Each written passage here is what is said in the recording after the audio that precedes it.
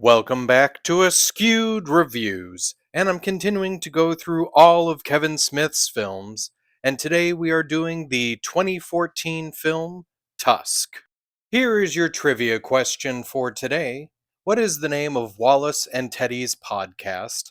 The answer will be at the end of this episode. So, Wallace and Teddy are best friends that run a podcast.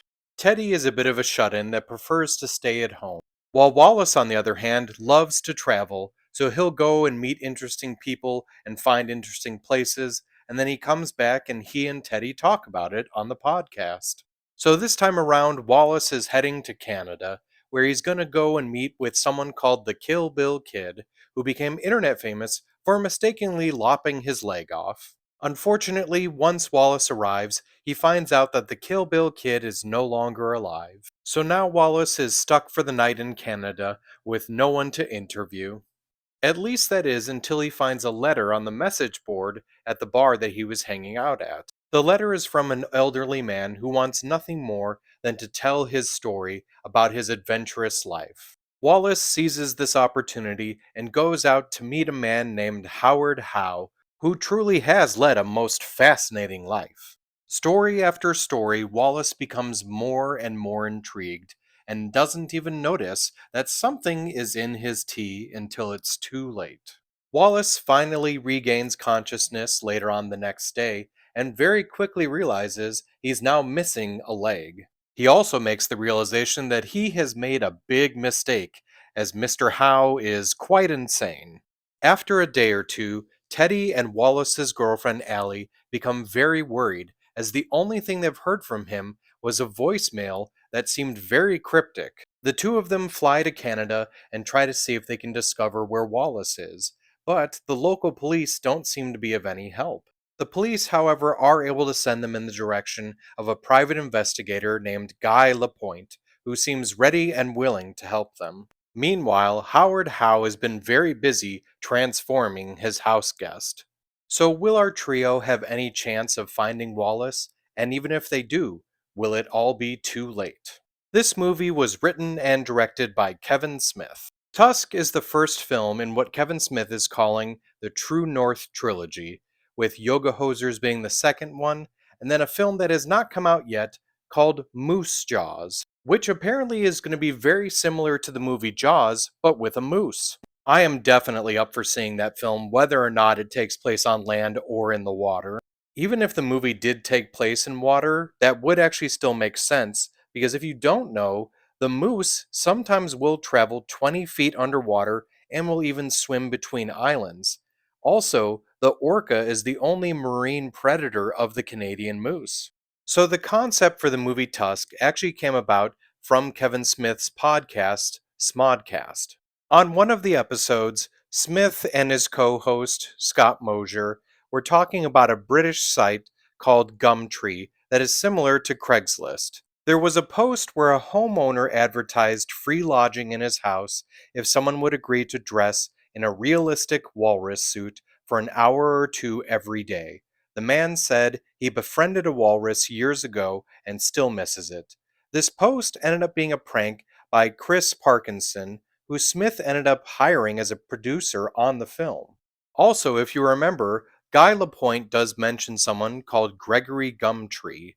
Gregory came from the name of the walrus that's described in the article, and Gumtree, of course, came from the website.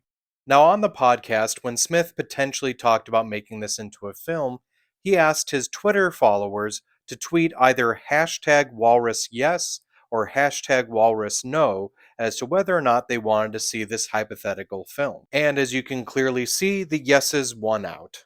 The original title for the movie was The Walrus and the Carpenter.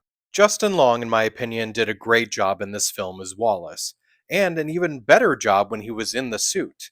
By the way, if you didn't know, the walrus suit is made of foam and polyester. Michael Parks as the character of Howard Howe was incredible. He did such a great job, in my opinion. The role was even written with Michael Parks in mind, and if Parks had turned it down, Smith has stated that he wouldn't have made the movie. Johnny Depp, who plays the character of Guy Lapointe, apparently improvised most of his lines. Also, he absolutely loved playing this character. It was also Depp's idea to have that accent and to have the exaggerated nose. The role of Guy was originally offered to Quentin Tarantino, but he ended up turning it down, and Smith found out later the reason why is he thought he was being offered the role of Wallace. The roles of the two convenience store clerks that are both named Colleen are played by Harley Quinn Smith, who is Kevin Smith's daughter, and Lily Rose Depp, who is Johnny Depp's daughter. Originally, there was just one Colleen, and it was the one played by Harley Quinn Smith. But Lily Rose Depp, who is on the set hanging out with her father, is also best friends in real life with Harley Quinn, so Smith decided to allow her to be in the movie as well. This was also her feature film debut.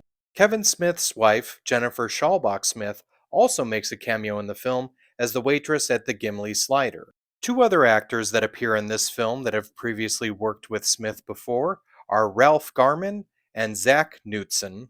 And then, of course, there's also two new faces, Haley Joe Osment and Genesis Rodriguez. In the scene with Allie and Teddy, you can actually see a picture of Kevin Smith's dog, Shecky. Wallace's ringtone in the film is actually from Kevin Smith and Ralph Garman's podcast, Hollywood Babylon. In that, there's a song that was actually created by a fan from Garman's impression of Al Pacino. The fast food restaurant in the film, called the Gimli Slider, is named after the Gimli glider, an Air Canada plane that took off without the full load of fuel and had to glide down without power for an emergency landing at Gimli Industrial Airport. The character in the film, called the Kill Bill Kid, is absolutely a reference towards the Star Wars kid of internet fame. Most of the budget for the film was actually used to acquire the rights to Fleetwood Mac's song Tusk. The movie was primarily filmed in North Carolina with a little bit in California, but it takes place in Manitoba, Canada. There have been some talks of a potential sequel called Tusks, with the S being a dollar sign for some reason, where apparently Wallace would somehow transform himself for the most part back to a human, and now he would be the true villain of the story. So when it comes to the film Tusk, I really enjoyed this movie. I know not everyone does, but I thought this was not only an interesting story, as weird as it was, but Michael Park's acting just put it on another level. It wasn't just a silly, ridiculous, dark comedy. I actually felt visceral feelings like I would with certain horror movies. So I'm going to give this one a 4 out of 5. Now, if you did enjoy the movie Tusk, other films I recommend checking out are Clown, Tammy and the T-Rex, Society, and the Human Centipede. And now it's time for the trivia question from the beginning of this episode. What is the name of Wallace and Teddy's podcast? You definitely have to be careful with how you say this one, but it's the Not See Party. And the reason for that name is because Teddy does not go on any of the adventures, but just talks about it, he is not seeing it. And that's where it came from. Also, if you didn't know, the character of Teddy is actually based off of Kevin Smith's friend, Walt Flanagan. This is because Flanagan also will not travel on a plane and has rarely left New Jersey. I hope you enjoyed this episode of Askewed Reviews, and if there's a movie you'd like to see get a review, just mention it in the comments.